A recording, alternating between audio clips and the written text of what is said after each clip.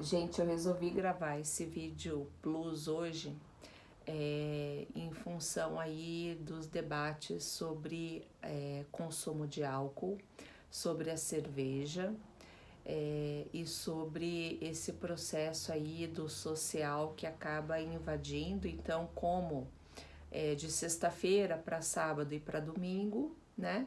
Existem aí os happy hours da vida e as questões sociais, etc. Então vamos aí falar um pouquinho sobre a questão do álcool.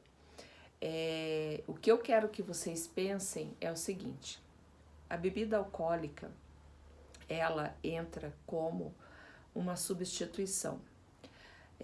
Ela entra como uma compensação, assim como qualquer comida que entra naquela zona que eu falei para vocês, que é a zona do prazer. A partir do momento que eu tenho algo que me traz prazer imediato e que, pior do que isso, me cria aqui, né, no nível da consciência, um isolamento de consciência, ou seja, o álcool ele gera inconsciência. A partir do consumo do álcool eu me sinto livre quando na consciência eu me sinto preso. Eu me sinto à vontade quando na consciência eu me sinto fechado. Eu me sinto expansivo quando na consciência eu me sinto introspectivo. Isso faz com que, muitas vezes, algumas pessoas tenham a ilusão de que sob o efeito do álcool eu sou uma pessoa melhor, sob o efeito do álcool eu sou uma pessoa mais relaxada, sob o efeito do álcool eu sou uma pessoa mais legal, divertida, e por isso é difícil ficar sem o álcool. E o pior é que o álcool, ele é, digamos assim, como o chocolate que eu expliquei para vocês, ele faz aquele pico, ele gera um pico, que é um pico de alegria, e depois ele entra numa queda, que é uma queda da depressão e da tristeza. E geralmente na ressaca, a pessoa muitas vezes ela tá mal, ela tá deprimida e ela quer mais o álcool para que ela possa substituir a tristeza, substituir de repente até o isolamento, o fato de ser uma pessoa mais só, ela substitui pela bebida para que a bebida faça parte da vida dela, já que não tem mais ninguém além da bebida. Quando a gente está falando disso, a gente está falando da bebida que é uma bebida companheira, da bebida que é uma bebida que relaxa, da bebida que é amiga, da bebida que é aquela que me traz pessoas ao meu redor, da bebida que me promove, da bebida que me deixa num estado mais interessante, que me dá o direito de falar aquilo que eu não falaria se eu não estivesse bebendo. Então, tudo isso é de extremo cuidado. A gente precisa manter a nossa mente ativa, embora com a bebida alcoólica. Eu quero que quem realmente tenha esse sentimento e traga isso como um elemento, que é um elemento a ser cuidado, que é um elemento para a gente ter um pouco mais de atenção, eu quero que vocês percam, entre aspas, um tempo para preencherem aquele questionário que eu mandei para vocês, tá? Isso porque quando a gente fala da bebida alcoólica, o nível de dependência química por todas as bebidas alcoólicas terem um dado teor alcoólico e o açúcar em contrapartida, né? Então a gente está falando aí de alguns elementos que são elementos que geram preocupação, porque dizer não é algo muito mais complicado do que a gente pensa, tá?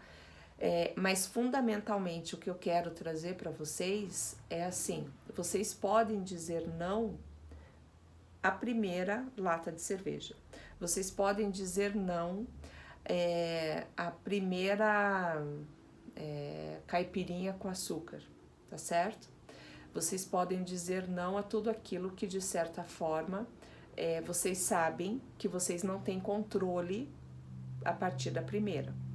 Agora, se vocês disserem o primeiro sim, os outros não são impossíveis.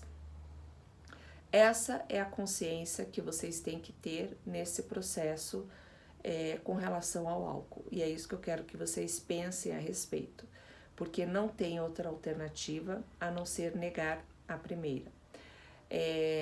Tem coisas que eu, Daniela, prefiro negar a primeira colher, que eu prefiro negar a primeira sensação na minha boca desse prazer, porque eu realmente acho que é muito difícil ter o controle. E isso não é fraqueza para ninguém.